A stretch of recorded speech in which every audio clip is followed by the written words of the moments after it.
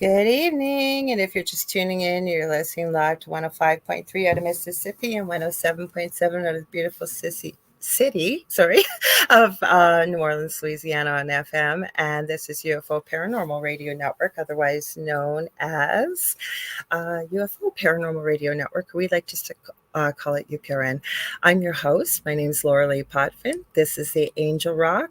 I have the show every Monday. It's been 5 years now, live 6 to 8 p.m. Eastern Standard Time. I'm also the co-host of a second show I've started here with a very good friend of mine, fantastic medium, Angel Channel, and super funny, fun guy, David Hansel, with the thing at the foot of the bed on Thursdays from 7 to 9 p.m. Eastern Standard Time. We got all kinds of people here. We're going to say hi. I promise. I saw Kevin here first, the Sun Dragon. He says, hi, Lorilei. Hi, Rhonda. Let me get through all the housekeeping and what have you. And then we will, before we get started, we will say hi to everybody.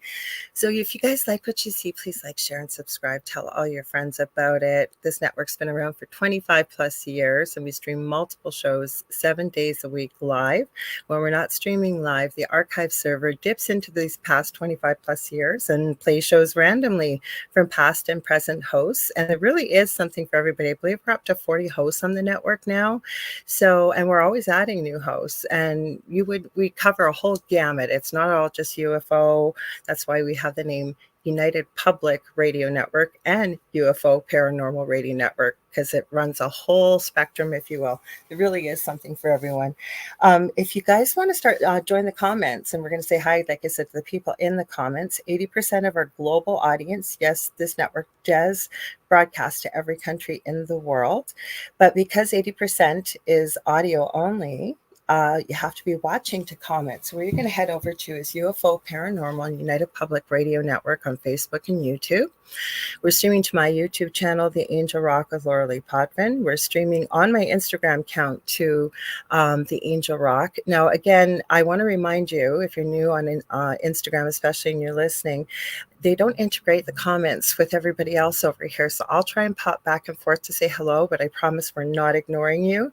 And I apologize if I miss you. Or you can head over to one of these platforms I'm talking about. Also, we're streaming on Canada's Most Haunted. And if you want to watch us on TV, we do have our own TV channel for the network. You're going to go to Roku. You're going to go to the channel store, and you're going to type in UFO space P as in paranormal. There's a drop-down list, and we're about the third or fourth one down. You're looking for UFO Paranormal and United Public Radio, and that's how you can watch us. I want to make sure I have a little check-off list now, because I always forget something. I know I forgot to tell you who I am. I said I was Lorilei Potvin, but I didn't tell you much about me. I'm a Canadian psychic medium, crystal Reiki energy healer, Akashic Records practitioner, spiritual teacher and mentor, and I'm also a registered nurse, budding animal communicator, well-versed in near-death experiences, having had one as a toddler myself, and I've studied them professionally and personally for over 40 years, and I'm extremely well-versed in the paranormal. I always said we didn't go looking for the paranormal, it found us. We have shared some of our story with the Travel Channel / Discovery Channel, I guess now, Paranormal Survivor. It's season 4, episode 9, and it's called Demonic Hauntings. Okay, I think I remembered everything. Oh, Howie's all excited. Woohoo! I am here, he says. Let me read our wonderful guest bio. We've had this planned long in the making. It's kind of a pre-birthday party, because David and I on the thing at the foot of the bed are having a birthday party, because it's actually my birthday that day. So Yay, happy birthday. Well, Rhonda, I need it for the week. Yeah, I do that. So it's a pre-birthday party tonight. Hang on, I had this already here. Wrong thing. Hang on, where are we? I want to get your bio here. So our guest's name is Rhonda Harris, and she's a paranormal investigator, psychic medium, a Reiki Master, and shamanic practitioner. She's also a podcaster. I've been on her show with Howie, so is David. She has been drawn to the unknown her entire life, but in the last several years has begun to use her connection to spirit in the paranormal field. She is based out of Richmond, Virginia. She is presently a member of Fredericksburg Paranormal Research and Investigations, or sorry, I haven't got my glasses on, FPRI. She also co-hosts the Orion Effect Podcast with Ed Odell, or as I know him, Howie Odell. but he goes by both names, long story, on Sunday nights at 7 p.m. on the Riff Nation Network, and co-host on the Riff Nation Network, co-host on the Freakin Awesome Paranormal Show with Ryan C. Jones on the Vibe Network on Tuesday nights at 9 p.m. So welcome, Rhonda. How are you? Thank you. Thank you. I'm so excited to be here. Yeah, it's taken me a while to call Howie Ed too. He's been Howie since I was 15. So when I ended up having to go by Ed, it was hard. So does he want us to call him Ed? Is that what you want? Because he's under Howie Odell on YouTube, and I know he always went under Howie. So he told me he answers to both, but are we supposed He to answers to both? I don't know. I've known him for years, so I've always called him Howie.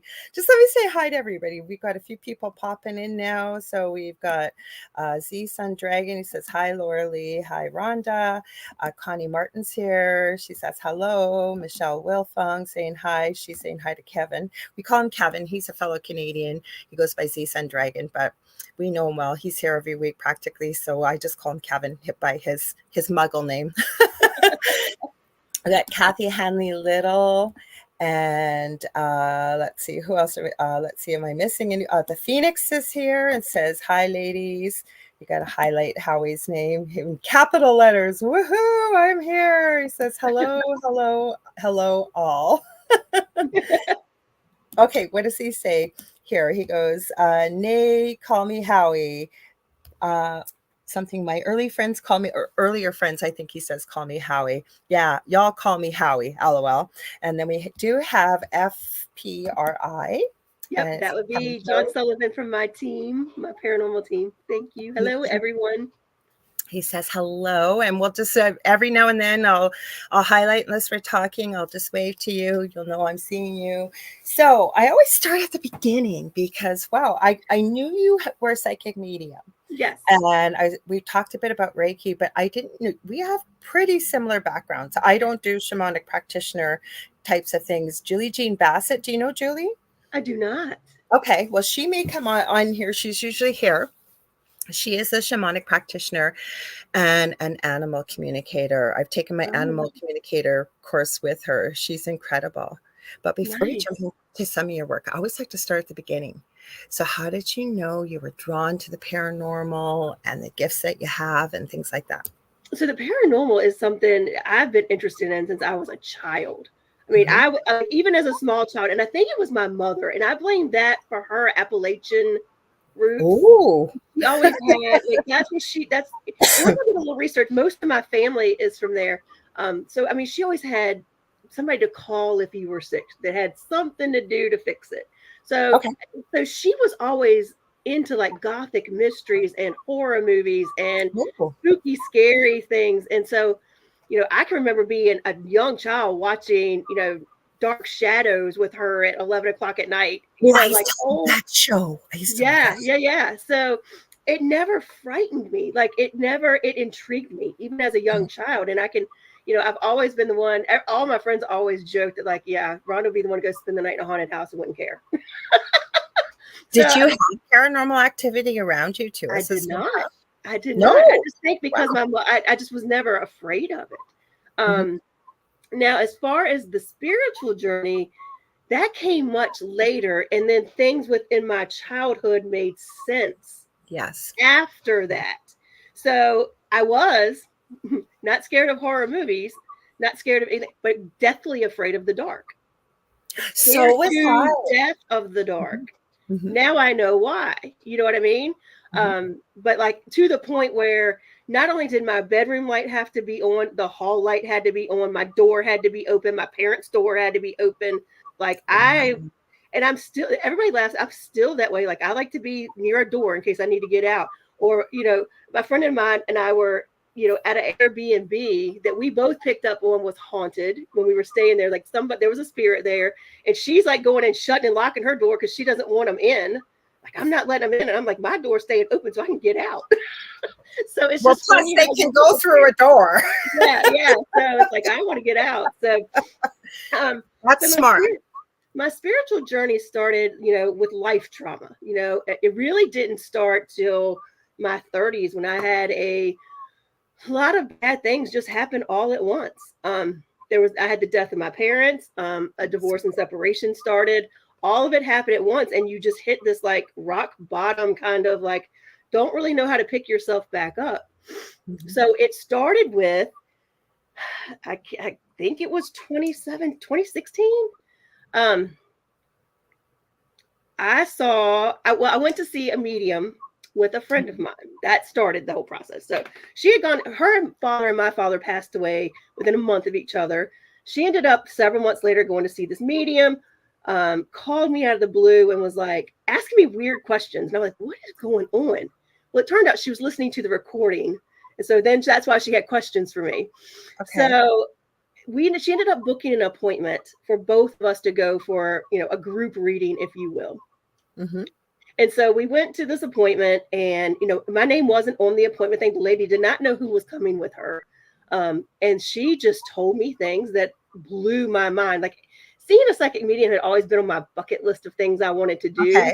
So I was just kind of checking a checkbox. But when she's asking you questions like, why do you have so many license plates in the back of your car? And I'm going, how would you know that? Yeah. Things like that came up. So that being a really cool experience, that same medium right around after New Year's offered a workshop, manifesting your best year.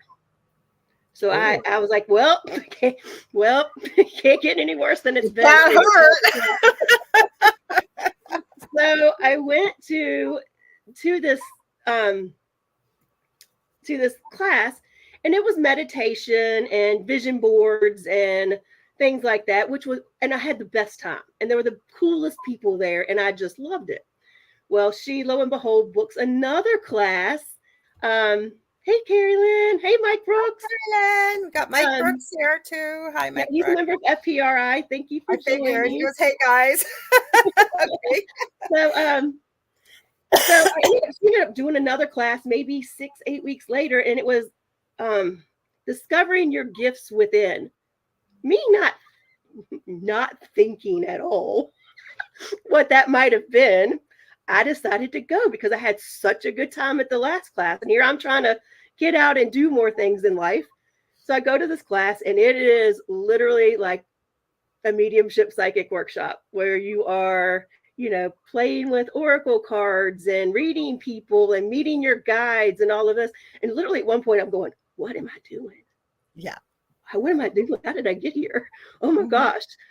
Talking about like fish out of water, feeling like, what have I done? What have I walked into? But then I ended up, she came to me. She could tell I was panicking. I remember I was reading somebody, and like, she literally walked over and she said, say it, just say it. I know what, just say it. So I said it. And she was like, after class, she pulled me, she said, you can do this. Like, you just didn't realize you could. So then from there, she ended up becoming a mentor, and I took many more classes, and then I've taken many more classes with more psychic mediums.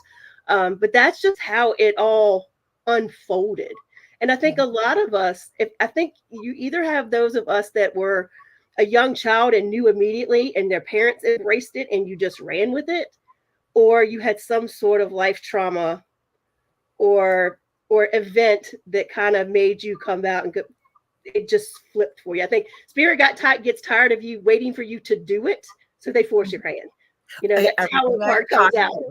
Yeah, everybody I've talked to, I always, the way it's been described, and I have to agree, is what we call collectively spirit, because you've got people listening here that maybe have never even heard that term, right? And we're halfway around wherever, some people haven't heard it. So spirit collectively would be our guides, our team, basically, that works with us, is the way I refer to it. And so spirit gently kind of just sort of whispers, and then they give you a little nudge, and then a little firmer nudge, and a little firmer nudge, then a push. And a lot of times it's like kablam if you don't follow it, right? Yeah. So my theory is, and I'd love to hear your thoughts, is I truly believe, like when I'm working with people with paranormal issues, right? When I have a questionnaire that I go through, because I always say, if you had a leak in your sink, could you probably watch some YouTube videos? Yeah, you might be able to Frankenstein fix it, but better yet, probably call in someone that's doing it every day. That's kind of how I feel about the paranormal. Let's see, are you even having paranormal activity? And if you are, if this is out of my wheelhouse, I'm no hero. Let's send you to somebody that that could help you probably a little bit more efficiently than maybe what I could, right? Muddling through if it's something really not I deal with. But I really believe one of the questions I ask is, one of the first questions, do you have pets or do you have small children? Because I really believe all young children can see spirit. So to me, right, we were all young children before. And I think you said something very pertinent, whether it was our parents or, being, and with no judgment on parents, but, saying, you're a little too old to be having an imaginary friend, or thinking you see this, or something's under your bed, or whatever it may be, right? Whereas some people hang on to it their whole lives. So to me, all it is, I think when people feel that calling, they work with different mentors. I always suggest different mentors because I think you get a more well-rounded picture and education of what you're getting yourself into. It's kind of like riding a bike, right? It's there, but it's buried. Yeah. Mm-hmm. And then you spend a lot of time wondering what you're going to do with it. Hey, Kim Sage from my team, and she's a fellow psychic medium. Okay, because we got Mike Brooks that popped in, Kim Sage. I want to make sure. Oh, wait. We got Michelle Plummer. It's wonderful to be taken under someone's wing. I know who I missed. Shonda Brooks. She said, hi, Rhonda. So I want to make sure that we call everybody out. Anyway, sorry, what were you saying? Yes, with children, right? Yeah, I think with children. Or what you're going to do with it. Yeah. Yeah, you wonder what you're going to do with, you start taking these classes and you start opening up. And that's how, how did I end up a Reiki master? Well, because I wasn't sure what I was going to do with all this. And that sounded like interesting. So you start taking classes, and then you start taking classes on pendulums, and you start taking classes on still maybe not knowing what it is you want to do with all of this. So, but I think parents, they don't mean to. I mean, it's a lot about how they were brought up. I wish now my mom was still around, because I feel like she probably had abilities, and that she probably knew a lot more than she told me or would speak of in front of my father. That's what I'm thinking. Maybe your mom is helping from the other side. Oh, of course she is. Yeah. I hear you, though. Anybody, even as mediums, right? You'd much rather, and it's so personal when it's your own loved one. And anybody, whether you're doing mediumship or not, I always say you would prefer to have your person, flesh and blood, in front of you. We know we go on forever, but it's not quite the same. Julie Jean Bassett, were your ears burning? Because I was just talking about you. So this is Julie Jean Bassett. She's the shamanic practitioner I mentioned. Julie, I know you popped in a bit late, but our guest tonight, Rhonda Harris, is a shamanic practitioner as well. I was asking her if she knew you. I said, she's usually here, and here she is. You'll have to connect with her. I'll send your link to you. Yeah, please do. Awesome. Mm-hmm. We're always down to talk to anyone who's doing shamanic practitioner. That was another one. It just kind of actually, Kim Sage that's on here, she and I went to a psychic festival up in Maryland, and she and I had both been really interested in it. And there was, you're walking around and you're seeing all the readers and you're seeing the different vendors, and there was a guy that was a shamanic studies guy, and he was doing readings. And it was 15 minutes. We sat in on a lecture he did where he talked about the mesa, and he talked about journeying. We did a journey there, and it was all. And so we both decided, oh, I want to get one with him. So I think we got the last 2 slots that he had that day. And it was literally, I can't even tell you what happened, but it was one of those life-changing healings that I've ever experienced in my life. I walked out of there not knowing what happened to me, but knowing that nothing would ever be the same again. You know what? I second that, and I'm due for a new session with Julie. We had one, and it was so profound, because most of us, I think, that start working in this field. I'm going to read Howie's comment in just a sec. None of us have had this TV family. Some have, but most, I find, have had a pretty traumatic childhood and where they are in life at this time, right? And there's a lot of healing that needs to take place. And I was starting to get some flashbacks of things that happened to me as a very young child that no child should go through. And I wondered, and that was part of my first session with Julie, was going there and doing some soul retrieval. And apparently my part of my soul wasn't even sure really wanted to come back. I can understand why, but it is life changing. to have a session like that, isn't it? Yeah. And so then we immediately started looking for someone who could teach shamanism. And there's a lot of places you can go. Some it's really, really expensive. And lo and behold, this lady who lived right in our area, after looking for months to find someone, she just showed up. So we started taking classes with her. In the soul retrieval, to me, I don't think people realize that anytime you go through any traumatic event in your life, any of them, you lose a piece of your soul, or you leave it there in that moment, which to me is so fascinating, because I feel like that ties so close into the paranormal, like those pieces of soul that get left there because something happened. Yes, as a teacher will appear. Yes. Yeah, I was just going to read that. Julie says, when the time is right, the teacher will appear. So Howie, I went to read his comment. He's talking about you, Rhonda, and he says, I feel her mother is the one that brought us back together, meaning you and Howie. So that's beautiful. And no, it's so powerful. And you're right. Julie just said too, yes, soul loss is real. And it definitely is. And I hear you because I didn't, if you will, rediscover my gifts. I was using them my whole life before I hurt my back as a nurse. And it always astounded me. I'm actually writing a book about it. Connecting with mainly nurses, but death doulas and first responders, to the incredible things that we witness as people transition out of this body and head back home, as I call it. Because I can tell you, especially working on the floor, there's so many times, but like it would have been the last room I checked, because I used to work nights most of the time, or days, with 8-hour shifts. And I remember this one time I was listening to a report, and I kept hearing, you need to go in that room right away. And it had 60 people on nights. So I used to start at one end of the corridor, right after report, you go check, make sure everybody's okay. And we had to do a heck of a lot more back in the day on the floor when I was working. Now it's all computerized. It's all written by hand and poured by hand, medications mixed, you name it. And I remember walking into the room, and this poor gentleman, I just watched him take his last breath and go back. It was my first code. I remember, well, I worked as a student in ICU, but on my own, that I had to, start CPR, call the whole crash cart, call the whole thing.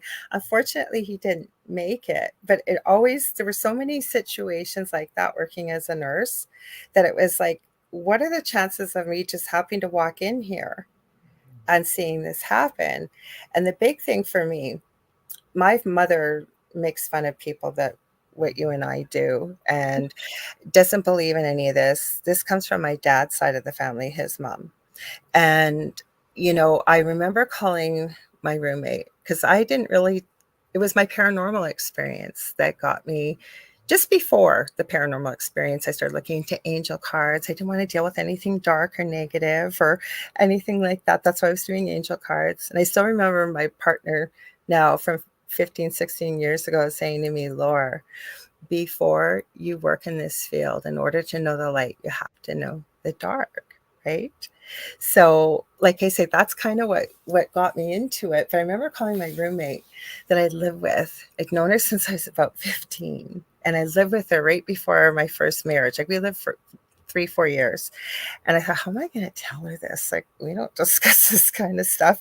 And she said to me, Laura, I'm not shocked at all. And I go, what do you mean? I thought you were going to freak out. She goes, no, you would always know things. And I wouldn't know why you'd know them, but you would know them. Did you find that yourself? Like people reminding you? Because the funny thing is, for whatever reason, we used to take a girls' beach trip every October. Oh, I love it. A couple of girlfriends, and then the husbands would come down later. So when I first started this journey, I was probably about a year into it. For whatever reason, I grabbed an oracle deck.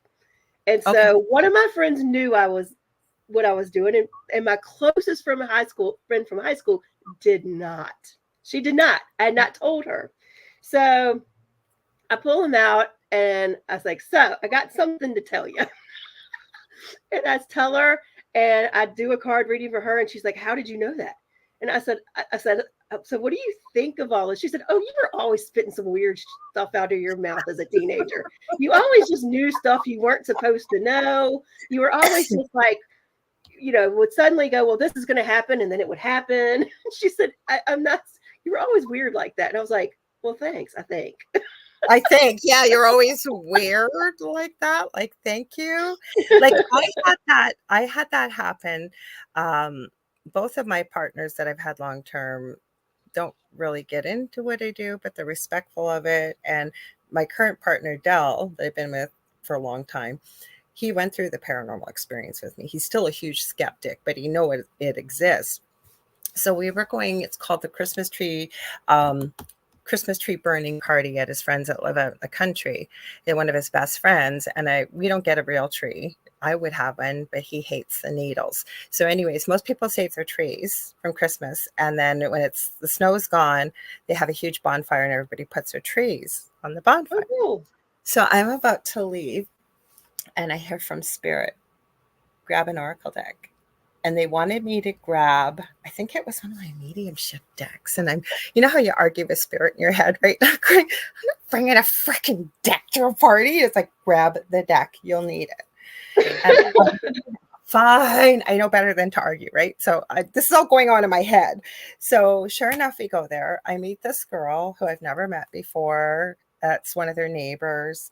And her mom had just recently passed. And she found out what I did and she was really having a hard time. And I said, well, that's pretty interesting because I brought an oracle deck actually. So we were inside the house and the best friend's wife came into her own kitchen. I said, I hope you don't mind that we're inside here. We just need a little privacy. She goes, I don't care. Just whatever you brought with you, take it with you when you leave. And don't leave any ghosts here. And because they knew about our house. And sure enough, it was a beautiful reading. But what had come out, I think, is validation, as one of her mom's favorite colors was fuchsia pink. And afterwards, there was lots of pictures taken.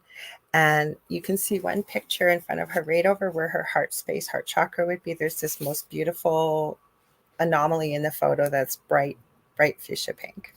I thought, what a beautiful sign from her mom, right? Yeah. Mm-hmm. That's awesome. Mm-hmm. That's so awesome. How did you get into the paranormal investigation from all this then? Well, so I've always been like haunted houses, all of it, but I'd never done anything with it. And one of my mentors did readings at this haunted plantation. Okay. And so she would go there a couple times a year and do readings. And so then they started doing investigations there. At first, it was just this one little girl. She was doing the investigations, and Tyler Darnell, he's in the chat. I saw her. Doing the investigations. Well, then FPRI started taking over the investigations, and so I just kind of, that's the first places I ever investigated, and I just fell in love with it. And then I think I was around long enough. FPRI finally said, "Do you just want to be part of us? Because like you just show up all the time," and they adopted me in, but. So that's where it started. And so now it's, I like to go anywhere we can go. I haven't been far yet, outside of Virginia, but I know in the next year, I think we're planning on some trips out of here. So it'll be fun. I'm excited. You're pretty lucky where you are though, because we are. You've got some interesting history around you. The South's always got some pretty historical places. We're broadcasting out of New Orleans, and where you are in Virginia, I'm in Ontario, Canada. But I know New Orleans had a ton till Katrina came through. Yeah. And then Joe Montaldo, who owns a network, he said I always say his muggle job, his day job, he's very busy at this time of year with construction. He owns a construction business. And I remember when we used to do paranormal panels and stuff, and whoever was available would come on and we'd just talk all things spooky for an hour or two. And I remember he's talked many times about that his company was one of the first out after the storm to do repairs. And he said, because the salt water came up so high, it seemed like a lot of the activity got washed away from the salt, he figures, in the ocean. Oh. Yeah, so he said a lot of places that were notoriously really, really haunted didn't seem to have much activity. It was still there, but he said it seemed to sort of move more out into the high ground. Yet I'm hearing now from other people, I don't get to see Joe because I produce my show now. Before, when he would do it, I get to talk to him, but it sounds like it's sort of starting to move back into the area. Have you guys found that in any areas where you are? We have hurricanes and things come through, but I don't think we found that anything like that, but I find that interesting. For us, I feel like we get a lot more activity if we've got storms and things like that. I feel like, especially if you're close to the water, it feels like it amps everything up. But it's interesting. I would not have thought about what you just said, that like the hurricane coming in with the salt water would clear everything, which would make sense. I know with on one of the podcasts, it was on a podcast with Ryan on the Freakin Awesome Paranormal Show. We had a group out of Galveston, and they were talking about how the floods and things, because of the life lost and the hurricanes that would come through, it would amp up certain areas because of what happened with those storms. So that's interesting. So I guess it could go twofold. I had not really even thought about that. My mind's running a mile a minute as you're thinking. Like, I've never been to Texas, but I know, people from Texas. I know it's not the same as going there, but my whole point is I'm trying to think, what would be the history of the people there versus, say, the French Quarter and all in New Orleans, right? That Joe was talking about. And I don't know. Maybe the landscape's different. I don't know if it's that, or interesting, something underground. I don't know. Like, it just, because that's kind of how that discussion came up. I remember in a paranormal discussion when we were on air. Right. And it's the same thing where a large group of people lose their lives very tragically, or we have to be careful. We're on YouTube, so we can't say it. But what we've gone through the last 4 years, I've got a lot of questions on different shows where people say, well, is there a lot of lost souls or more paranormal activity? Because these people, like, it wasn't planned for this to happen. And then we get into the discussion that, yes, it was planned. We know when our exit is, right? And we can change it if we want. I'd love to hear your thoughts on that. That's funny. You said it like that, planning your exit, because my mother was a worrier. So like she worried about everything. And I got some of that from her. But I can remember as a child, I was kind of a rebellious child. Like, there was times where I probably spoke up as a young child that I shouldn't have spoken up. Like, I can remember even church, I was like, I just don't want to go anymore. I don't believe you have to dress up to go to church, and I just think that's wrong. I don't want to go anymore. Good for you. But but I used to tell my mom, because she'd be so freaked out, like, call me when you get here. And I was like, Mom, there's a folder on me. It's got my name on it. Everything's written out. It's already known when it's going to happen. It's not going to matter if I'm driving down the road or if I'm sitting in a chair here at home. When it's my time, That must have been like knocked your, like, just blew your mom away. Oh my God, she just did not like that at all. She did not like that answer. I said, tell me, how do you know that I'm wrong? Well, you're not wrong. Yeah. Just for a young child to say that. I mean, I was probably like 14. That's still pretty young. Yeah, like 14. I mean, it's already planned out. And I'm there now when it's like, some of the things that came out of my mouth, I wonder what she was like. What was she thinking? Did she just think, oh my gosh, where did this child come from? She can't be mine? Or I don't know. You sound like a pretty wise young child to me, or a child, because see, I grew up in a house. I've seen Julie Jean Bassett had mentioned, she says paranormal investigation so cool. And Tyler Darnell says, and BG loves you. And FPRI, I should have my glasses on. FPRI says, yes, we're starting to plan for 2025 investigations. When I grew up, I was forced, I always say, to go to church since being conceived into the womb practically, and then forced to go to Catholic school. And it was what you just shared, what you said as a child, I've believed my whole life. And I always say to people, you got to do what you got to do if it makes you feel good and it brings you closer to love, to goodness, to happiness, and it works for you, great.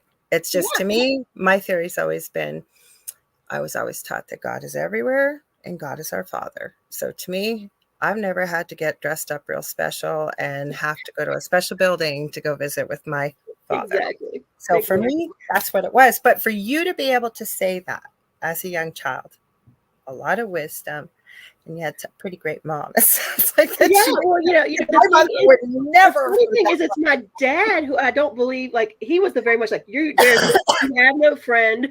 There is no reason you need your light. Like, he was the one that was like, he would not have believed any of this. My mom, on the other thing, I think she would have. But my dad was the one who was very open-minded about things. Both my parents were to some degree. He was open-minded in that, I grew up in the country, like I was country raised. Everybody went to church on Sunday. And if you didn't go to church, you didn't take your children to church, you were not good people. I would believe that. Yep. My dad only went to church on Easter and Christmas. That's when my dad went to church. Me and my mom, we went.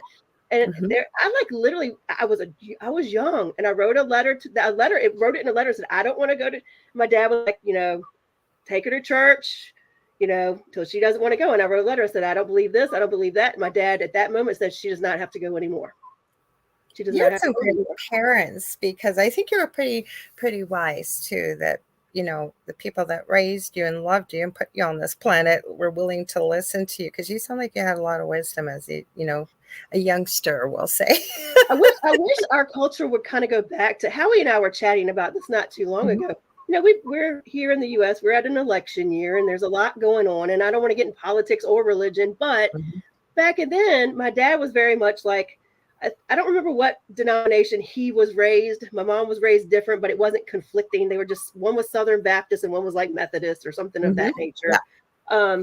But they just didn't talk about religion. And my dad was just very much like, she'll figure out what she wants to do. She'll figure it out herself. But they also didn't talk politics. When there was an election. Don't ask Canadians either. I can remember them being at the dinner table jokingly on an election day. My mom would be like, Dad would be like, so who'd you vote for? My mom was like, none of your business. And my dad she'd say, who did you vote? None of your business. They just didn't talk about it. And look at all the fights they didn't have because of that. Hey, well, you know what? My ex-husband and I, what was he? Was it Lutheran, or I can't remember what it was. I was Catholic, and I'd stopped going to church a long time ago. And then people, it's funny to read. I don't look at our video there. It's up on YouTube on Paranormal Survivor. But one time I was sharing a link with someone. This is when we were still living in the previous house where it was haunted. And I thought, I got to read these comments because something caught my eye. And please forgive my accent, but it was literally, I could hear it screaming. You know why y'all, these people have some problems? It's because they're heathens. They aren't married in the eyes of God. And was going on and on, right? Just on and on. But yeah, so when we raised our kids, I did have both my boys baptized, and they did go to Catholic school. Just because one had French immersion. I wanted my child to be able to be bilingual, my eldest. My youngest has special needs, so it didn't really matter where he went. He was in a special needs school. But we had decided exactly what your parents said, that, you know what, hopefully raise them right, give them morals, values, and ethics, and then they can make their own decision what they choose to do with that. Do you think that's more normal now? Or do you think parents now more force that? I don't know, because you know what? I have a theory, and I don't know every young child. I'm going to be 59 on Thursday, so now I'm always aging myself a year. Now I started saying almost 60 years old, and I'm not putting up with this anymore. Just jokingly, right? But I'm almost feeling like that we're bringing in a new, I don't want to say breed of children, but a new, almost evolved, different type of child. And I don't know if the parents, and I'm not crapping on anybody's parenthood here, I think people are more open-minded, but there's a lot of really spiritually evolved, wise children being born with a lot of abilities that they're hanging on to, I'm finding. Have you seen that yourself? Yeah. Very intuitive. Yeah. I don't know if it's changing, because I think it depends where you live, I think, and where, what kind of upbringing, and because you could go to some places and it's still very staunchly religious. Nothing wrong with that if it works. And yet, like I say, I don't know if it's because of TV and media that people are more open-minded, or at least willing to look for answers. Not everybody, but I'm finding, because I've always worked with parents with children that, if there's shows like The Ghost Inside My Child and stuff. No, I didn't work with anybody from there, but people were becoming more aware that, hey, my kid's not weird when they're saying, I can see so-and-so over there, and I can see this, and I can see that, or whatever they're picking up and feeling. So I don't know if it's that or what it is. I don't know. What's your thoughts? I don't know. It does seem like it's a little bit. I think you're right though. I think it just still it's in the parents' hands. You have parents who are just like open to it. I think there are more parents that are open to it now, especially now because like things that when we were kids, there was no. I don't say there wasn't autism. Autism wasn't talked about. It wasn't. I don't think it was around though, and the yeah, I mean, statistics if there was things, and so it makes you wonder now, knowing things like that. I think people are more accepting that children can be sensitive to things. I think people are more open to it. I hope that continues. I hope parents keep being more open-minded. I mean, while some of the younger generations, we all complain that they have different work ethics, they have different things. That's where I was going with that, because that's what Spirit kind of put in my head too. Yeah, I mean, but they also, in some ways, if they're more open about things being more shades of gray. And I think that's where I was going with the parents, right? Like with no shade against the parents, but it's almost like as a parent, you've got to be more open-minded to be able to guide and raise that child, if you will. I don't know. Yeah. Because I think we always want to think, well, I'm going to give my child what I never had, right? And yeah. I don't know. The pendulum always swings. Doesn't matter what it is, right? It always either swings too far to the left or too far to the right. And the perfect place would be just in the middle. Yes. That's interesting you brought up autism, because I don't think I've ever told you my youngest son is severely autistic. No, you had not told me that. No. I have multiple friends with children on varying degrees of the spectrum. So. Yeah, I ran into a lady at the store last night that worked there, and her friend has a daughter who got in trouble with the law, and it wasn't really her fault. She's autistic, but the police didn't understand that. And she's in a very small community. So I end up talking to her for half an hour, and I'm going, okay, you can check this out and this out and this out and this out, just to help her friend, right? But it's becoming more, I don't know, I think we're heading into a different time. And I you know what Spirit gave me this years ago? What you perceive becomes what you believe, and it becomes your reality. So I really believe, even though we've gone through some pretty difficult stuff in the last, say, 5 to 8 years, that the truth will always come out. And I think that light will always win over the dark. Well, I mean, I think you hit the nail on the head with that. The last, 5 to 6 years, people have been looking for something, the silver lining somewhere. And I think that's what's opening up people's minds to things. Yeah, it's that. And I don't know about you, but I'm finding a lot more people. I'm working on my first course. I've been promising it forever, and I'm hoping to launch it in October. What is it? I'm hoping it's supposed to be Introduction to Spirituality. Actually, one of my regular clients actually really helped me with it. She's going, when are you going to get that course out you've been talking about? And I said, well, I'm really struggling because I don't know what to put in, what not to put in. She goes, why don't you just make it in sections? And I went, she's right. So I think it's going to be probably 3 to 4 months, once a week. It'll have a live for 2 or 3 hours. I'm putting together a group, practice groups, a whole bit. So I'm hoping when people leave the course that they'll have a really good foundation to build off of. Kind of how we started the conversation, where they can kind of get a little sampling of everything. Yeah. Not everything, because once you open this door, the world we think is big, it's like a little dot compared to the paranormal. But oh my gosh, yes. And be able to maybe build off of that. So I want to get into spooky stuff with you. So let's talk, or anything, but so what's a weird and unusual and crazy stuff you found, or any cool stories? Oh my gosh. Let's see. What cool stories do we want to talk about? I don't know. So far I haven't found anything that scared me. Like, no, not well, there's this one time we got startled. Everybody starts a story with, and I love it. One time we got startled. I love it. We got startled. I won't say I was scared. I was to the point I'd given up that anything was going to happen. So then it startled me what it did. So you've never been grabbed or have not been grabbed.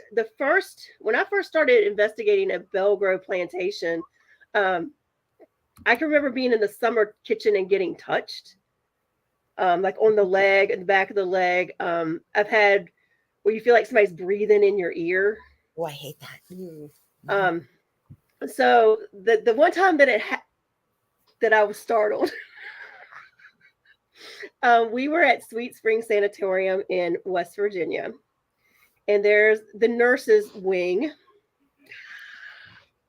Yes, I'll get to this.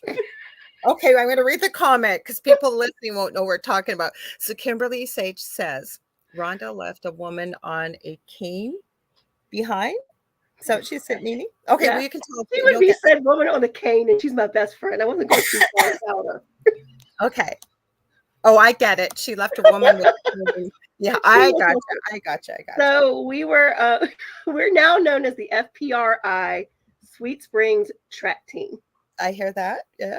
Because so we were investigating this nurses area with a couple of different hallways. Well, one of Shonda, who had been there before, had said that she had been on that hallway with just women, and they heard a growl. So we decided men go down one hallway, us girls will go down this other hallway. And so our thought was we were going to kind of do some triggering, if you will. So we were kind of going, last rounds, knocking on the doors. Is there anything we can do to help you? Blah, blah, blah, blah, blah. So as we're going down this hall, the first thing I felt was, you know how somebody, like, if they're hiding around a corner, they'll come up, they run up behind you and just stop. Like they're trying to startle you. I felt that multiple times. And I kind of mentioned it. And I said, I feel like somebody's just, I don't feel like I think they're being funny. I felt like somebody just jumped up behind me. So as we're walking, Kim's like, yeah, I feel that too. And so we kept walking. We were knocking. We weren't getting anything. So we get a little bit further. Kim's like, I'm tasting something kind of metallic in my mouth. So we're chatting about that. We get a little bit further. We get to almost the end of the hallway. We're getting ready to turn around and go back down the hall. And it could not have sounded more like it came off of an episode of Scooby-Doo. And I swear it was Kim and me and Shonda. It sounded like it came like right between Shonda and I's head. And it was like, woo! And we took off running. It's funny now, I know, but it probably wasn't then. No, we started running because none of us, we had given up. We didn't think anything. We were, all right, we're going to go back now. And this is when they do it. Woo! So Sean and I basically start booking it. I would have. Kim is on a cane and she's like, wait. That would have been me because I use a cane when I'm out because of my back. So that would have been me. It's Kim. Kim, I would have been with you. I would have held your hand. So we immediately when she says that, we stop. And then we all just start laughing hysterically. And I'm like, what kind of paranormal investigators are we? We just read. Well, you gotta admit, like you said, something right out of Scooby-Doo. It startled us. We thought like, nothing's happening. And then when it happened, and then it was one of those like, were the men playing a joke on us? Because that sounded really flippin' cheesy. Yeah. So almost like what a ghost would think that a ghost sounds like. So then we go back to the meeting spot and we're like, should we go back? And Shonda's like, nah, I think we should wait for the men. That's not exactly the term she used, but she said, I think we should wait for the men. And so so here they come back and they're like, you make that noise? And they're like, what are you talking about? And then later they're like, yeah, we heard y'all just running. I know, but so it was more of a startled than a scared because I'd have gone back. People I go back. Okay, but people don't realize, right? First of all, when they see these TV shows that are supposedly reality TV, there is no such thing as reality TV. But you have no idea what it's like because most of those shows, I don't know if you guys were investigating in the dark or not, but most of those shows we were in the dark with little flashlights. It's not like it was not like it was daylight. There was no overhead lights. It was dark. Yeah, but that's why it's scary, right? That's where I was going with it. So when people see it on TV and it's in night vision or red light or whatever it is, yeah, we can see it. But there's a few channels I follow. I absolutely love Paranormal Nightmare on Friday nights. My Friday night is not complete if I don't watch my Foreman brothers, and because I think they're real. And I think they're in it for the right reasons to go and help people. But they've showed, I watch the Paranormal Files sometimes with Colin Brown, and he'll show you too. He investigates with his family. Like, you can't even see your hand in front of your face when they turn off the screen off the camera. And what people don't realize, that would spook anybody or startle them. And you're in the dark and all of a sudden you hear that, right? Right. And you know, in no way, shape, or form did it feel malevolent. It felt like somebody from running up behind me to that noise, they were just messing with us. They thought they were peeing themselves laughing too in spirit. Probably. So that's like one of the funniest things. But like you said, in the pitch black dark, the first asylum I ever went to was a sanatorium. We went to oh shoot. Why can't I think of the name of it? That happens to me all the time. Oh my gosh. Went to another one and it's very broken up and it was so dark. If John had not, Kim and I had never been there before, we'd have never, St. Albans, that's where we were, St. Albans though. We would have not had a clue where we were going. And this building is so cut up. There are areas where you literally, they would be like, we're going to go downstairs to the boiler room where you have to go upstairs before you go downstairs to get there. It makes, like, I would have not known where I was at all, because it's that dark. So you really don't know exactly. That was the first place. That was the weird thing. I saw what we call it a crawler. I thought that sounded familiar. Okay, so I have seen paranormal files. I'm pretty sure, like I said, Paranormal Nightmares gone there. There's been a whole bunch of teams because I've heard about that crawler. Yeah. It literally looks like kind of like a person with legs, but that didn't feel weird. It just was like, all right, you stay there. I'll keep walking. Whatever that is, you just keep on moving. We've had at Belgrove, I think one of the best things we ever had. I think that was memorable to me, and it's been recent. Because I've only been doing this now a lot, probably like a year and a half, like going lots and lots of places. Is we had an SD session that was just off the chain. One, the guy that we had doing the SD session had never done it before. Do you want to explain for people who don't know what the or you say SD, I say SDS, it's kind of like tomato. And then Kathy Hanley Little has a question, but I want to hear, because some people won't know what the SDS method. So that is where you've probably seen it. You use like a spirit box. You have noise canceling headsets on. So you're doing sensory deprivation, and we also put a blindfold on you. And you're just basically between the white noise, speaking out whatever you're hearing. And the people around you were asking questions. Yeah. So we were doing that at the basement of Belgrove. This young man this was his first paranormal investigation. He had never done that, and he was very stoked to participate. Trial by baptism. It was so interesting. There was one point in time where, John was on one side of the room, I was on the other, and it was like, we kept seeing like this white ball of light. And he's like, did you see that ball of light? I was like, yeah. Well, the guy doing the SD session suddenly says, look up. So we all look up, and all of a sudden there's a white ball of light. Wow. And so then the guy says, do you see it?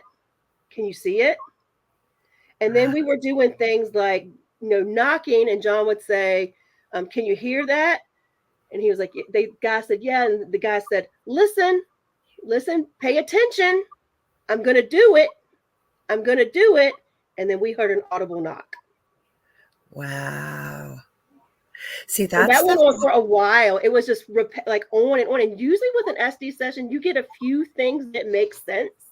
But the majority of it's kind of like, that doesn't make any sense to the questions we're asking. But this guy was like literally telling us what to do. And we were following them, and it was crazy. I've never seen one like that.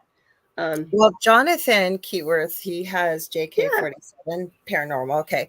So I did an Estes method. We didn't, I think he might have recorded it, but what had happened, I follow true crime. Jonathan follows true crime too, because I think he's really got a gift with his, spirit box or SP7 that he uses. And he gets a lot of answers. And I remember when this escaped convict last year, Danilo Cavalcante, little tiny guy, was going to prison for life, and the guy escaped. And they had over 600 to 800, every special police force in the place looking for this guy. Nobody could find him. Nobody. So I forget how it happened, but I think I'd just been on their podcast, and Jonathan said, yeah, I think I know where he's hiding. He sent me a message on Messenger, and I said, where? And I said, and how did you find this out? And he goes, through the spirit box. And lo and behold, and I think he sent me the clip, and you can make out they were saying he was hiding in this little shack beside the river. Okay, sure enough, Jonathan found the shack by this river. Now, I said, how are you going to call the police line to tell them that you know where the guy's hiding? Like, that's gonna make you look real guilty or something. My co-host David, we were telling him about it. He goes, there's an anonymous tip line you can go. So anyways, Jonathan had a friend, his deceased brother, I think was a U.S. Marshal. So he had a friend, but this guy was moving all over, like all over. I don't know how this guy didn't get caught. He finally did. After 11 days, like they had the U.S. Marshals there, they had the FBI, they had every special force there trying to find this guy. Anyways, this guy was willing, once he got caught, he knew he was going to jail for the rest of his life. So they asked him, like, how did you do it? He goes, there were so many times you guys were like literally right beside my head. And you almost stepped on me. Anyways, so after he had that session, the guy went missing. So Jonathan and I did an Estes method. So I was the one asking the questions, and Jonathan had the headset on. I don't believe he had a blindfold on. He just closed his eyes. But I warned Jonathan. I said, I get spooky stuff around me. Be prepared. I like EVPs. Carrie Lynn Shellhorn, who you know well, was in here. Carrie Lynn, we were talking all good about you before we started. And Carrie Lynn had said, oh, they're my two favorite people on this show. We both just love you. Carrie Lynn, for everybody, she has Spirit Switchboard here on UPRN on Fridays from 6 to 8 p.m. Eastern Standard Time. Whenever I've had her on my show, I think when I've been on hers, there's been EVPs. When she first came, I was helping her produce her show, and she had Rick McCallum on, the guy that played, I think he played Jason. Was it Jason? I can't remember, but he's been in the movie industry, does paranormal, just all kinds of stuff. So she's talking away to him, interviewing him, and I'm just hanging around in case she needs me. So I have headphones on. I love working with resin and stuff like that. So I could still see the screen, but I was just taking the bubbles out of some of my resin. And all of a sudden I hear this noise, like, little kids when they get to the bottom of, say, chocolate milk, and they want to get every last drop with the straw. Yeah. That's what it sounded like. And I went, who's drinking with a straw? And I look up. Nobody's drinking with a straw. Oh, that's an EVP. So I mark it, right? And then I go back, and it's right as Carrie Lynn asked Rick on her 13th episode she called it Friday the 13th. It wasn't, but it was her 13th episode on the network. She says, have you ever had any attachments? And it actually starts out as a growl, and then it literally sounds like somebody sucking something up with a straw. It was the craziest EVP I've ever heard. That's wild. Mm-hmm. That's wild. Jonathan, we didn't get a lot of information. You're right. Lots of times you just get jibber jabber. Like, it makes no sense with an Estes, right? Right. And then all of a sudden I see Jonathan go, nope, that's it. Nope, that's it. And takes the headphones off, turns off. I go, what did you hear? He goes, literally. And I go, I am the devil. I said, of course, me. What did it sound like? He goes, kind of like Bill Maher. We must have laughed for about 10 minutes because so I don't know who was coming through there, but they obviously freaked him out. Have you guys got crazy EVPs too, besides just that Estes? Because your FPR said that was a good Estes session, the best one ever that night. Yeah, because it went on. It wasn't just like I mean, it went on for a good 15 minutes that it all just made sense. And, you know, it did not want us. There was a back part to the basement. And when everybody started trying to go back there, it got whoever they were was upset that they moved to the back and started cussing them. And it was intense that night. It was just one of those where you just sit there and go, what just happened? John is the EVP king. He's got a DR60, so you know it cuts having to listen into all of the noise, but we get a lot of really good stuff. We actually the other weekend we were in an antique store, and what was really cool is we were getting some really good EVPs along with other activity, where like flashlights coming on and off, and music boxes going on and off, all in the same thing. There's one point. And if you go to the Fredericksburg Paranormal Research and Investigation page, there's one of them out there. We had 3 flashlights and we were trying to get them to light them one at a time because they would turn one on, we were trying to get them to do one at a time as we pointed to it. And at one point in there, it says, I don't want to. Like, we're like, do you understand? And I don't think I want to do that. I don't think I want to.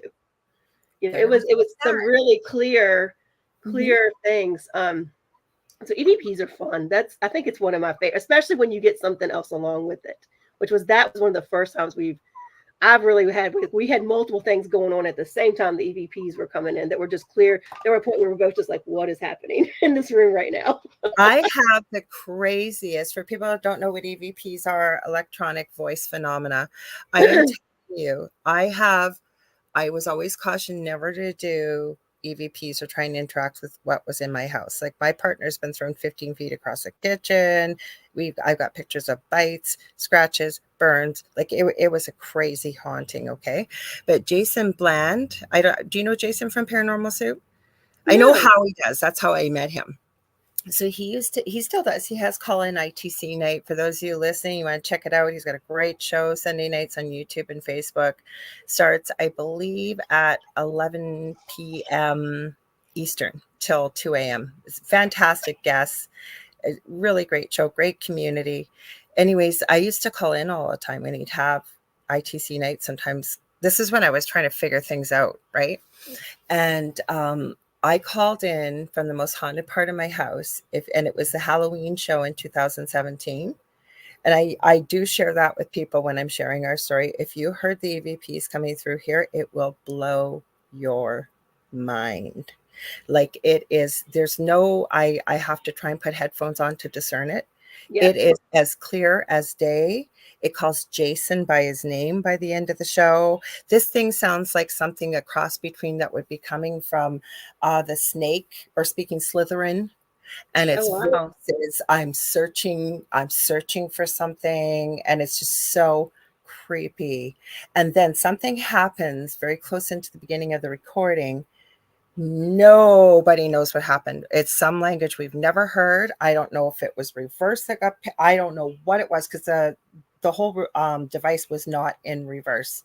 And you hear everybody go, oh my God, what was that? What was that? What was that? And it literally sounds like it was reversed, and a different voice coming through, a man's voice. It is crazy. And I have 2 like that. The following year in 2018, oh my God, just weird. Like, and you can tell the guy in the background that used to do a lot with Jason's show, he always used to give me a hard time. I don't believe in this kind of stuff. I've never run into anything negative. And I always say, bless your heart, I hope you never do.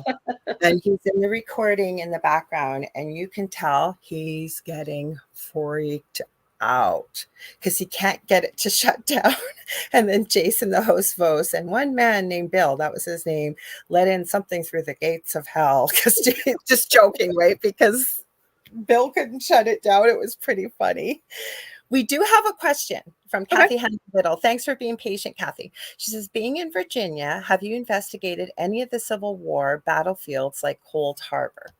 Well, we've got actually so many, especially in Virginia, there's so many battlefields. And especially if you research a property that you're on, I think you would find that the majority at some point of Virginia was at some point a battleground of some sort. Cold Harbor, if I remember correctly, it's the park. It's kind of state run, so it's hard to get there. I do know this past summer they did a couple of things out at Cold Harbor. I think a lot of people sometimes go during the day, but I think they actually had something set up where there was at least a team out there. So I have not done Cold Harbor. We do a location called the Cabin on 360. Okay. I think I've heard that. What is that? Yeah, that's where Howie usually broadcasts out of when we do our show with the Cabin. Now, the Cabin is the land that it's located on. They did the research on, and the Battle of Bethesda in the Civil War took place there. And there was hundreds and hundreds of lives lost in like a matter of minutes. So we do investigate. I've investigated the woods and things there. We do get some stuff with that. We also get a lot of, especially out there, Native American things going on out there. And there's also a location I have not been to yet, but other members of FPRI have, and that's Pamplin Historical Park. So it's on some battlegrounds there, out there. So yeah. We try to, because FPRI, is that John you said? Yes. Okay, so John said that was a wild evening, Rhonda and I had a good time that night. Yeah, I mean, because you're just getting clear, and it was more than what I say. There was EVPs, that ones that he posted on our page, they were clear enough. There, you don't have to think twice about what you're hearing. They're very clear. There were some where we kind of like, did that say what I think it said? But it was continual, like even to the point we were trying to figure out where the person that was communicating was in the room, and I think we got it kind of honed in on where they were in the room. It was very cool. It was a cool night. And that's the interesting thing, especially when it would be, if you can hear it clear as day, I would call that a class A plus EVP, because a lot of EVPs are just whispers, or the very, like I pick up actually a lot. I find even people that put videos on YouTube that, they do a pretty good job, but every now and then I have picked up a few EVPs when you've got really good headphones on that you can hear that they may not have either mentioned or they just didn't pick up, right? Because they're so faint, and then they're very subjective because depending on your hearing, right? So Kathy Hanley Little said, what about Libby Prison? I'm not familiar with Libby Prison. I'm not, John, I know you're still on. Are you familiar with that? I don't know what that is. Here. Wait, I got to highlight. Sorry. He said we had investigated Fleetwood Hill in Culpeper, Virginia, and Chancellorsville Battlefield in Spotsylvania, Virginia, along with is it Pamplin or Pamplin Park? Pamplin Park. Okay. Yeah, I've never Libby Prison. That's what I'm gonna have to look that up. I don't know. I've never heard of that. I don't know. Like I said, I have not. The only place I've been in the South in the States is Florida quite a few times, but we've never. I want to go to Florida, investigate in Florida. I do. I haven't. Oh, okay. Please correct me if I'm wrong. Remember, I'm Canadian. Is it St. Augustine is in Florida? Yes. Okay, so my previous co-host used to go there all the time. It was one of our favorite times. She'd go by herself. I've been there to visit, but not to investigate. So Mike says Libby Prison no longer exists, just a spot by the river. Okay. So that's probably why you haven't heard of it then. Yeah, I've never heard of it. It was a Civil War prison. Oh, and even John said he wasn't familiar with that either, Rhonda. So is it like on the James River, Mike? Like, is it near? Is it in Richmond? I'm curious now. Now I might want to go find the spot. Well, I don't think, Kathy, I don't think you're in Virginia anymore. You don't have to say where you are if you don't want to. Kathy's a regular audience member here, and she always asks great questions about all this stuff. So now you may have found a new place to go check Spot by the River. Yeah. Activity, right? Yeah. But I want to go to St. Augustine. Every time we talk about like where we're going to go in the next few years, I'm like, we have to go to Florida. Let's go to Florida in the winter and do some fun places. No, I remember my previous co-host's name is Seraphine, and Seraphine, that was her big thing. Her and I, speaking of creepy stuff, we used to do, she had two shows. I'm trying to remember. Was it Infinite Inquisition? That was her other show. I always forget the name of the show we used to do. It used to be Tuesday nights on here because we used to do it on our previous network. That's how we met. And she collected haunted items. And the interesting part about Seraphine and I, Seraphine worked with very dark things. She I don't know if she does anymore, but she used to be part of the vampire community, not Okay. Twilight vampires, but down in the South here, especially, I know there's a big community. And then, like, she had a cross one time, somebody sent her that cracked during an exorcism. She showed it to me, and she had all kinds of weird things happen with that thing the first couple of weeks it was there. But anyway, she used to broadcast out of her office, and she had all these haunted dolls behind her. And I remember asking her one time, because I'm more of the light worker thing. I don't mind dark things. I used to hate it. Right. Now I've kind of been, I mean, can't get away from it. So you got to do something with it, right? So Right. I remember asking her, like, why do you do this? Like, why do, when you know it's going to get some activity in your house, to get everybody playing nice and warded and settled, settled down? And I thought it was a really noble answer. And she had said, because I don't want these things being released to the public or sent out somewhere else, because I do know how to handle them. But where That I was makes going, sense. we used to get lots of EVPs, but also she had all these haunted dolls behind her when we would broadcast. And there was this one doll, and I couldn't see it really clearly, but I thought it was one of those dolls that would sit there, and depending how you moved it, the eyes would go up and down, the mouth might have moved. This doll had a painted face, and there are videos. We lost Okay, most of our moving. videos. Yeah, the eyes would blink, the Yeah, I don't face like would dolls. smile. You'd see the arm move. We lost most of our videos from the first couple of years. We lost our main YouTube channel for the station. That's why we all back up our shows now on YouTube. But I'm telling you, and some of the stuff, like, I have seen some crazy stuff too, even not on air. That's why I was asking you about some crazy stuff you've run into. Like I'm not a big doll person. I'm just not. I'm just not. I found a doll that was creepy at a secondhand store, and I was going to send it to Seraphine, and my partner Del made me get rid of it because it was so it was creepy. No, I'm not a doll. Well, because there's so many stories about haunted dolls. Yeah, there is. I've just never liked dolls. But mine may come from childhood trauma, because my neighbors, so my neighbors were slightly older than me. I think one of them was probably, I don't know, 6 or 7 years older than me. The other one was probably 10, and then of course my older brother would be involved, and they had like a GI Joe ventriloquist doll, and they used to torment me with it as a child. Like, that was like, they would pull it out the case and I was running. I didn't want anything to do with that doll. It freaked me out. So I don't know if my dislike for dolls came from them tormenting me as a kid, or if I really don't like haunted dolls. But they do creep me out. Dolls sometimes just look like they see into your soul.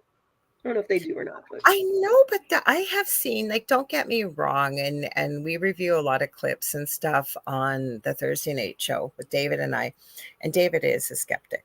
I mean, it's important to have some skepticism, or at least you need to debunk things. You can't just jump to everything being paranormal. We get that. Right. But in this day and age, with deep fakes and with the audio capabilities, like, it's, you got to put that proviso in. It could be fake, because anything can be faked on video now. Yeah. But I was going through my phone today. I was looking for a funny Halloween video to send to somebody with this group called the Merkins, and I followed them for years. Do you know who they are? No, but I know what a Merkin is. I know.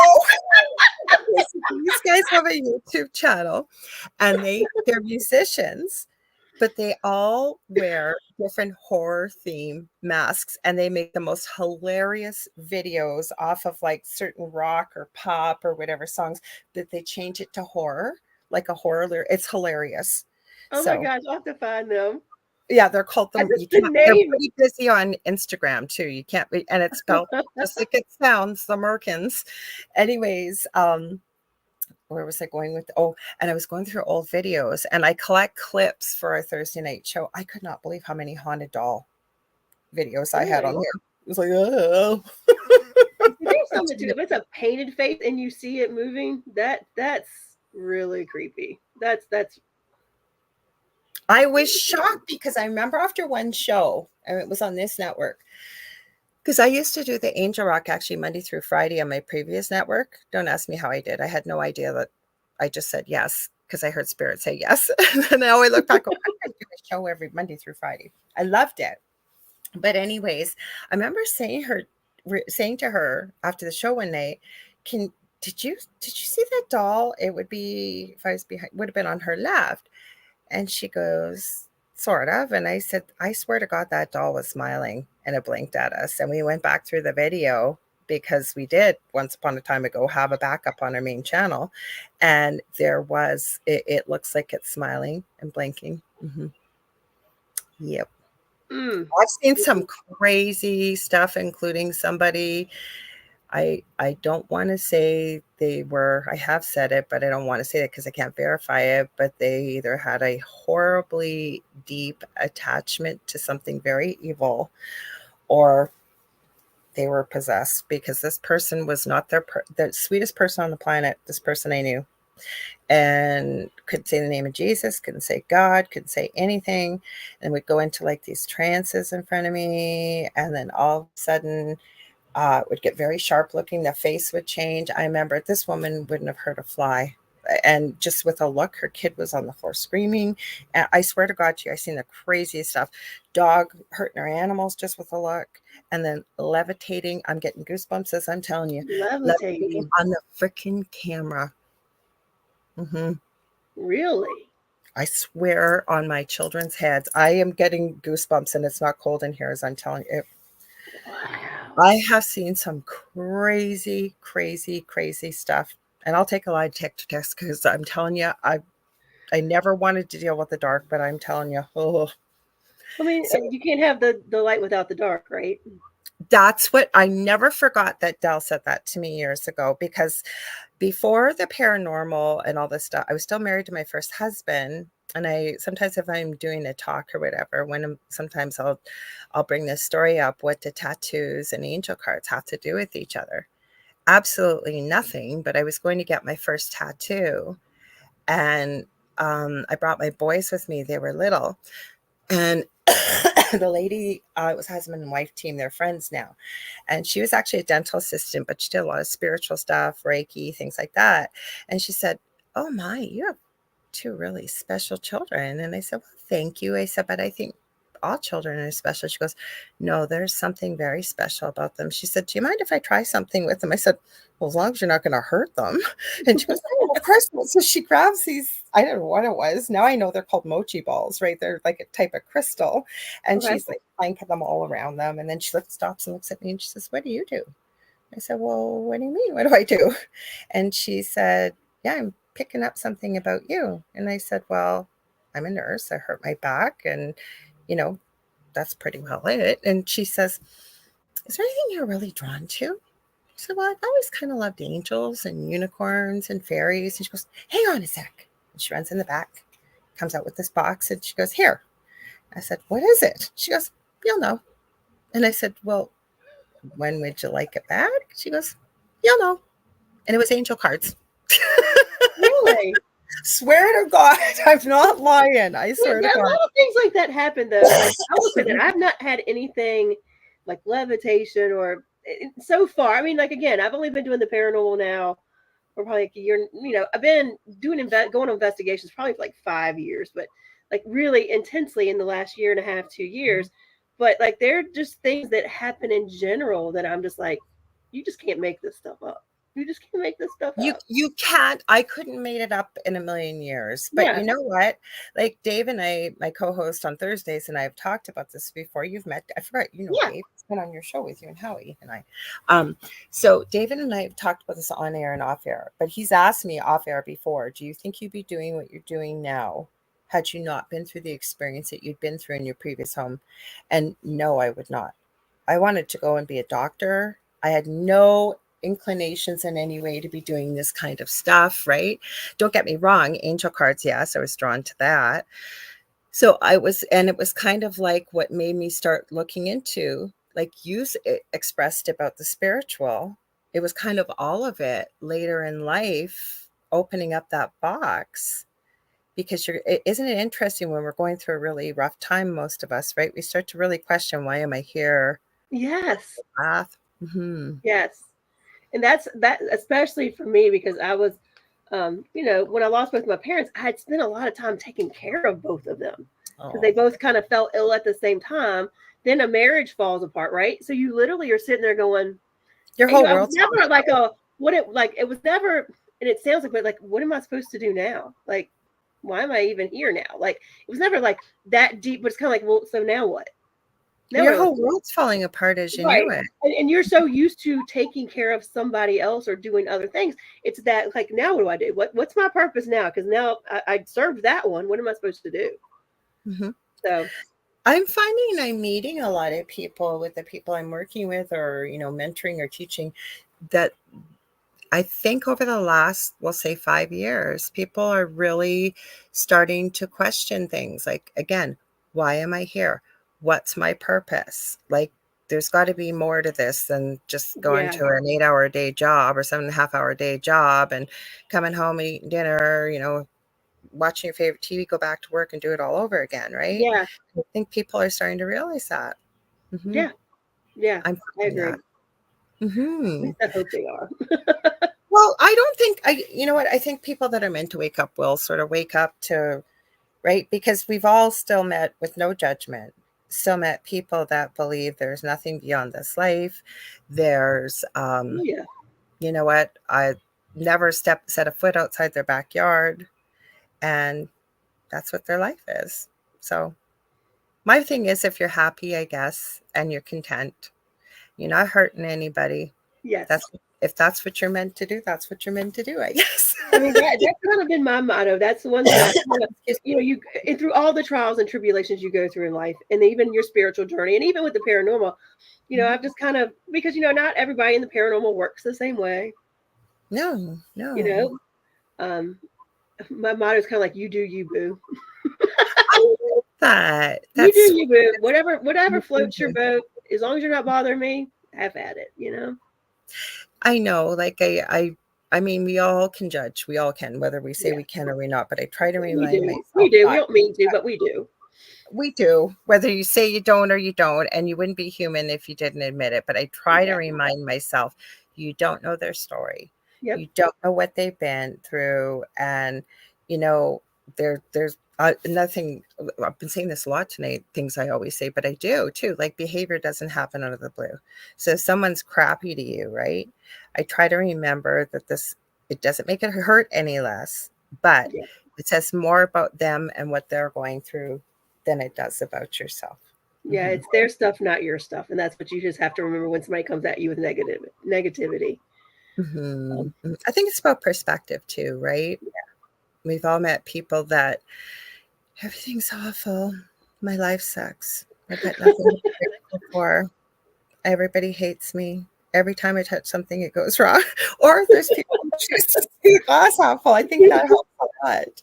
And then I you just want to tell them so bad. Well, it's because you think like if you I think it's gonna know. happen, that's I why know. everything's like that. It's so easy to fix. Oh my gosh, that was a theme. I had a weekend where I did a bunch of tarot readings, and that was like a reoccurring theme that was like, you manifest the thoughts that you have. Um, you know, don't try to dwell on the bad things that could or would happen. Kind of focus on the good, because you can make those bad things happen. If you sit there and focus enough on for enough times that your car is going to break down, it's probably going to break down. Well, let's talk about tulpas. I'm just going to say hi to Michelle. Or Mish. She's over in Australia. So she's in the future. It's already Tuesday morning. We're glad Oh you could wow. join Happy us. Tuesday. So think about a tulpa, right? Like, how do tulpas develop? Because if everything's energy, and I always say our thoughts are words. I just said it again. I always say, I say a lot of things. Everything's energy, but I really believe our words, our thoughts, and our emotions are some of the most powerful particles of energy. Hmm. So the more people that put that energy into something along with belief, you Yep. speak about it, you talk about it, you draw it. And I always use the example of Slender Man or Thin Man, right? That was a Yeah. creepy pasta. Yeah. Yeah. I Mm-hmm. mean, when we investigate the Cabin 360, there's the rancher that has like a really bad backstory, And then there is the actual cabin itself, which the first time I ever went there. Now, are there spirits in the cabin? Yes, because I have now experienced them. I've witnessed them. I've been doing the show there with Howie enough. There's definitely people who walk up and down, the hallways, and there's definitely somebody who has touched me in there before when we were just sitting there, because I had somebody else experience the exact same thing I did when I was there. So, but I remember when I walked in there, just feeling the different energy, it felt very manifested, like people had kind of created something in the cabin to be there because they talked about it so much. And that's just initially, not to say there's not spirits there, but when my initial reaction was like, this feels like something that people have created. We even see that in some places that are notorious for activity. And then, as I always say again, I keep saying that I didn't realize how much I said it a lot tonight. I'm catching myself. But the thing is, not everybody's running around thinking love and light and rainbows and unicorn poop, right? Like, they're not all love and light. There's a lot of negativity, or and I know this can be debatable on people's beliefs, but I think there's a reason why magic works and spells works and alchemy works. It's the belief, right? And go ahead. Yeah. I was going to say, it's the intention. It's all about intention. People can conjure stuff, and I believe in portals. I believe in that type of thing. So, and we've all seen it in some of the most notorious paranormal spots. And even when investigators go in, I don't know if your team is more than likely, but you may get a communication or be able to ask the question, why are you here? Or I've heard in some investigation, it'll say I was conjured, or someone created a portal. So yeah, I mean, I totally see that. I totally see that. So that could happen. So you know what? It's the same thing. Like you said, if you focus on your car breaking down enough, eventually you're going to manifest it. Yeah. Or anything like that. So Julia's over in England. Let me think, Julia. It's got to be 12:40 a.m. there. So thank you for joining us. Michelle has a comment but question, and I think it's a good one. She says it's hard to change your thoughts sometimes when you're in that zone. What's your thoughts? It really is. It really is. I mean, I found myself sometimes I have to go, hold up, back it up, sister, back it up. You need to stop. You're like, you need to stop. And that it's really about being aware that you're doing it. I think that's some people are not aware that they do it. Look at me just catching myself. And I always say, because I kept hearing myself saying it, I realized, holy crap, I've been saying it a lot. It's becoming aware, right? Yes. I'm going to win the lotto. It hasn't worked yet. Well, there's a reason why. But yet. Because when we're hoping to manifest, when you look into the law of attraction, we are coming from a space of not need. It's like, I already own it. I already have it. Right? And putting a lot of positive energy and thought and emotion into it. You've got to imagine, what would it feel like to win the lottery and spend some time daydreaming it. I'm still working on it too, Mish, so I'm not shooting you down. It's that speaking it like it's already happened part that's hard. Like I've had some people say, write it down. And I tried that with one thing, but I didn't keep it up. And Spirit's been reminding me of that. And they've said it's worked for them to take a journal and start journaling. Thank you for I want a new vehicle. So thank you for my brand new red, whatever kind of, being very specific, say truck. I love when I drive it down the highway or on my way out to camp, and really getting descriptive, because as you write it, it's putting more energy than just thought and word. And then they have said it has worked. Writing over, like just journaling if you can every day, if not a couple times a week, but really getting into the thought, and if you will, daydream of what it feels like. Imagine yourself being there, what it is, right? Well, and you just kicked another part of it, is already giving gratitude for it happening. Gratitude is another huge part of the law of attraction. It's stating what you're grateful for that you already have, but also stating that grateful, thank you for providing me this truck that I always wanted, and I love feeling the wind in my hair with the windows down. And it's that expressing the gratitude for what's coming. Exactly, because there is no time and space on the other side. So technically, past, present, and future is happening at the same time too. So when you're already living in that emotion, that you have it already. And I always try and trick myself with, I just have chosen not to pick it up yet. But of course, then I'm thinking, no, I would pick up my vehicle. I'm still working around the psychology of it.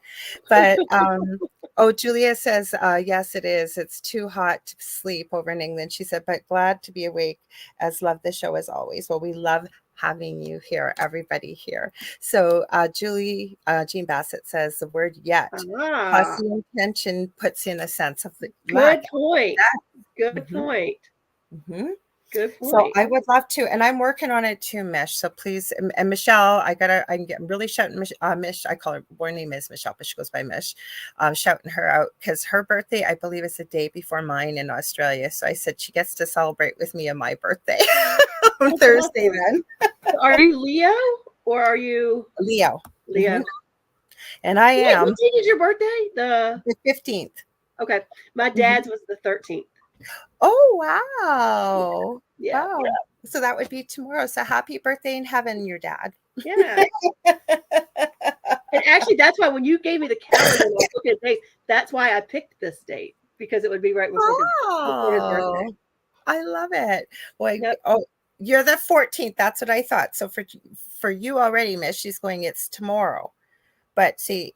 But today is the 13th there. So yes, it's already the 13th, but I knew her birthday was the day before mine. So, Julia says she's a Leo too. So she says, 30th.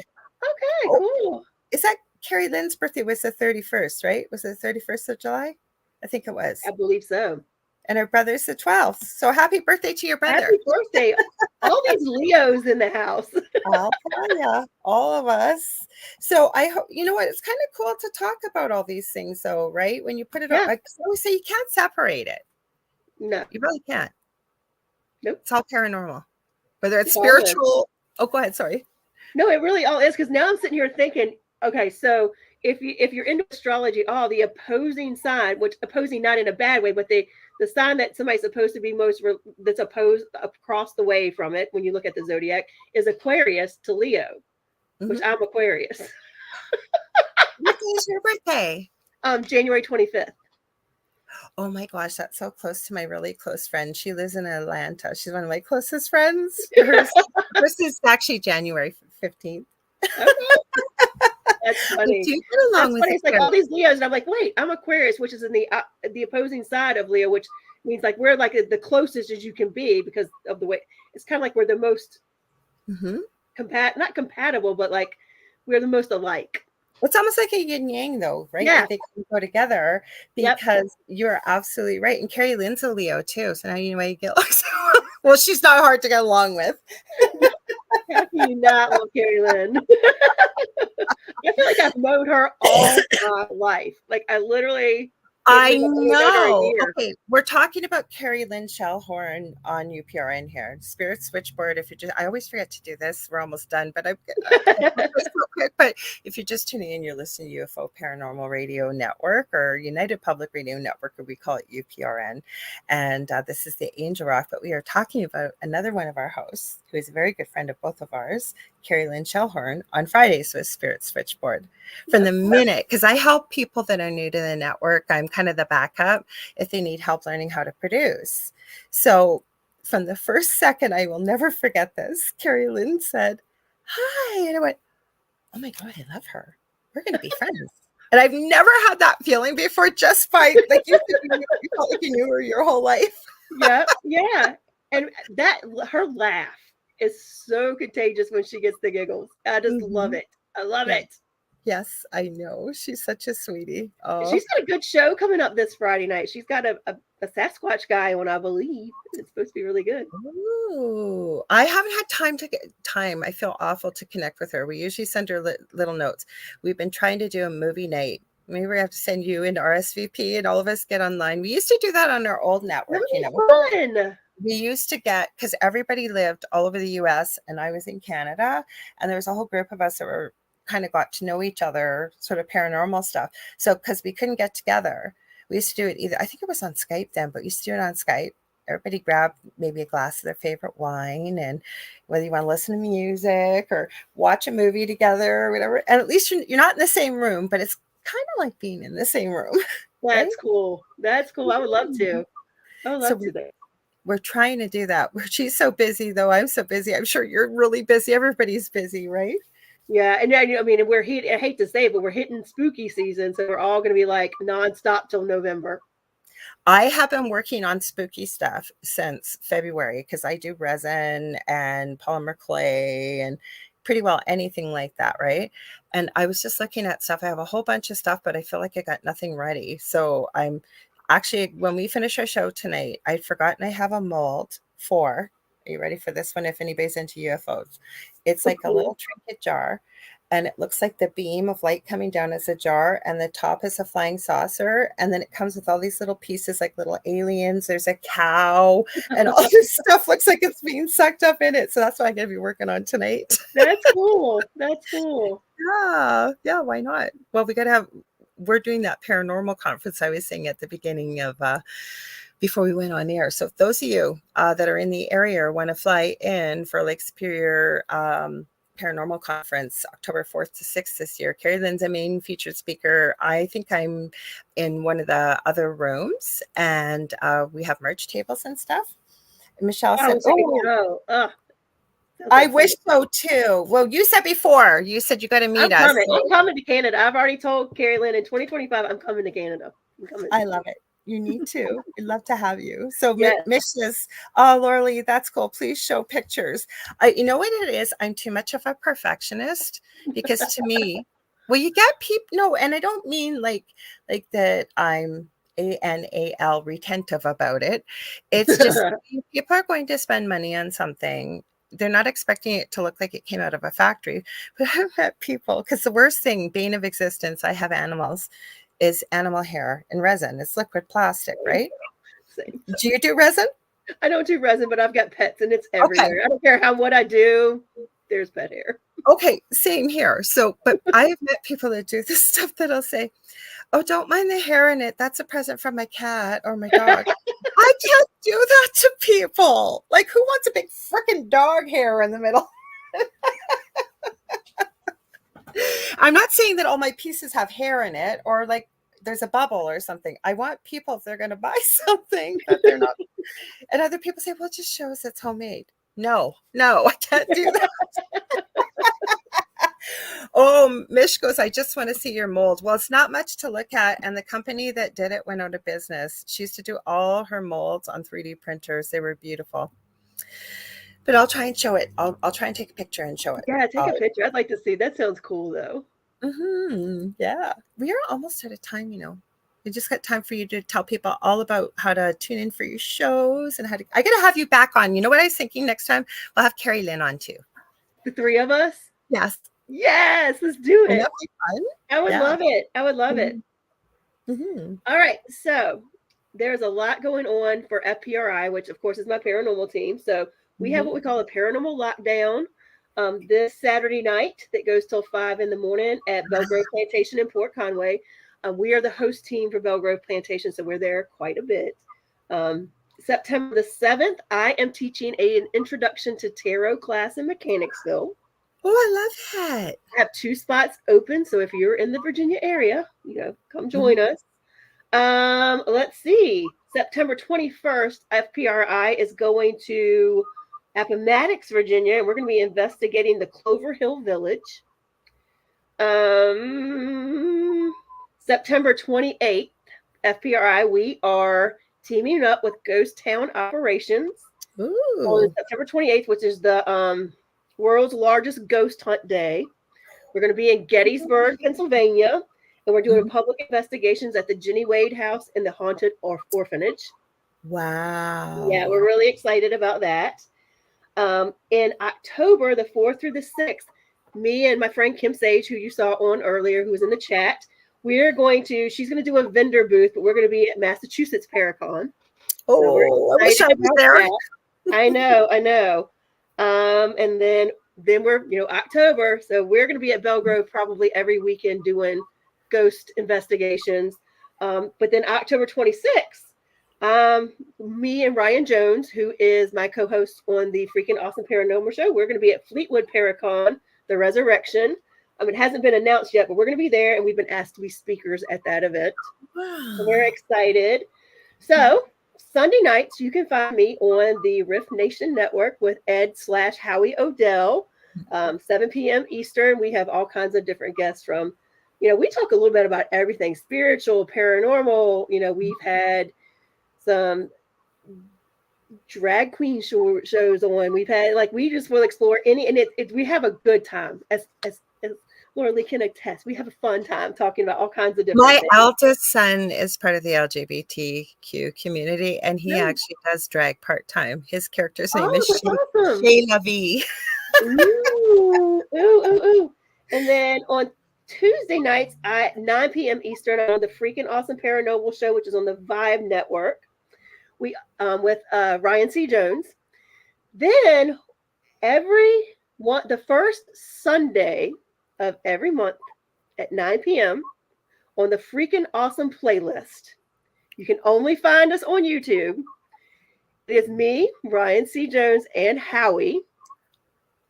I did not know that. We pick a different genre or in time frame of music, and we all pick our favorite songs. So we'll be on, the first Sunday at 9 p.m. in September on YouTube. And I got to pick this time. I picked your favorite songs from your roller skating history. Oh, wow. So that's going to be fun. Oh my gosh. I did not know you guys. You are one busy lady. I will tell you that. Most of us are that do this stuff though, aren't we? Yeah, it's funny. I went to a wellness event last Sunday and I did 17 mini tarot readings. They were 3 cards. Goodness. I did 17. Then I came back and did the show with Howie. And then we had the playlist show at 9:00. And I was like, why do I do this to myself? I'm so tired. But that's it's so much fun. That's what's called on YouTube, the Freakin Awesome playlist is only on YouTube. Yep. Okay. I didn't know that. I'm going to be following it. Yeah. So to find me, I'm Rhonda Harris. You can find me just on Facebook. I'm actually building out my paranormal, my public figure page. I haven't done that yet. But then Fredericksburg Paranormal Research and Investigations. We're on Facebook, TikTok, Instagram. We're everywhere. Like I said, check that out. We've got some EVPs that have happened over the last few weeks that we posted out there. And then if you just want to email me, I'm at hello@rhondaharris.info. Oh, that's sweet. Well, thank you so much for coming on. I will be having you back on. I think I'm booking into I think I got 1 or 2 more dates in October and then November, but I want to have you on. Because October, well, and so it'll have to be in November. Maybe we'll do a Christmas thing with me, you, and Carrie. Then that'll be fun. Let's do it. I would love that. I would love. I feel the same way about you as I do, Carrie Linda. Like I immediately met you, and I just adore you. So I do too. So you're going to see them back. Well, Rhonda definitely, and I'm sure we can nail Carrie. Carrie Lynn's really busy too, but I'm sure we can scoop her up and we'll have we have a little inside with her. I bet we can do it. And then we can all have our favorite beverage. I don't care if it's cocoa or whatever you guys want. That's what we should do. We should do that. And then we should do a Christmas movie one, like you were talking about. We all just grab our favorite wine. And that would be fun. Okay, so it's in the making. Suggestions, feel free to share it. If you guys ever want to get a hold of me, you can get a hold of me on facebook.com/The Angel Rock or any social media platform under Lorilei Potvin or The Angel Rock. Also, I am working on a website. I've told you guys that I am also trying to get that course set up, the whole thing together. If I can put it all under one website, it would be great. I don't know if that's going to happen with the resin and everything, but I am working on it. Also, what else? I have 2 groups on Facebook, Paranormal University for all things paranormal, the Angel Rocker Tribe for more things spiritual. Also, don't forget, David and I will be back. It's my part. We're having a birthday party. I can't wait. That's going to be fun. Before Mish goes to work. Hopefully I'm not sick. I've been coughing like crazy tonight. So it's like, no, I'm healthy. I'm healthy. I'm healthy. But that's this Thursday, 7 p.m. Eastern Standard Time with the thing at the foot of the bed. And I forgot to mention it. You guys, we have that group on Facebook, the thing at the foot of the bed with Lorilei Potvin and David Hansel, because 80% of our audience on the network is audio only. So we post a lot of links, talk a lot of stuff. So we post it in that group. Also, you guys can share your pictures, questions, show ideas, whatever you like. And once we get to 200, we're getting up there, and the group hasn't been around that long. David and I are going to start going live in there from time to time, doing one question for your readings or whatever you guys want to talk about. So Rhonda, thank you again so much for being here. I appreciate it. Well, we're going to do it again soon, before you know it. And I want to thank all of you here for being here always. Otherwise, Rhonda and I just be having fun together, which is great. But we love your input. Yes. And you know what? You guys make the show what it is, and on Thursday night. So stay tuned for the next show coming up. And we will talk to you on Thursday. Much love and light, everybody. Good night, everyone. Thank you. All right, stay spooky.